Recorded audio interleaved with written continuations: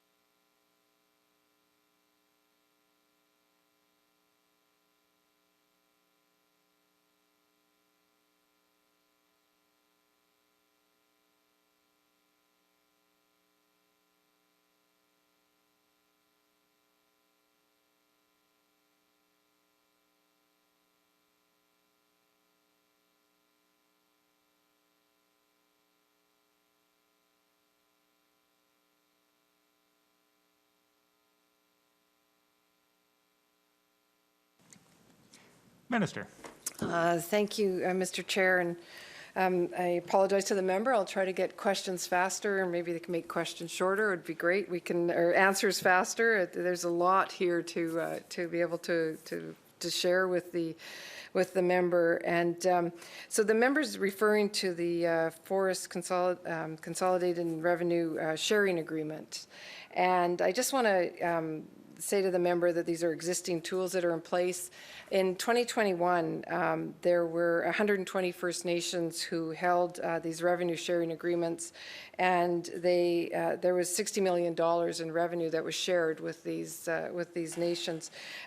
This year already, it's estimated $56 million has already been in sharing, and that's just to date, which is we're only halfway through the year. So further means further dollars will be shared. But one of the issues that the member is raising is exactly why we introduced the intentions paper last week, because we need a new vision for forestry. We need to modernize our forestry policies, and you know, that's, you know, when we're looking at opportunities for First Nations, you know, reconciliation is all about moving forward and towards a better vision, and listening to what nations are asking for, working with nations and bringing the tools in so that we can do that.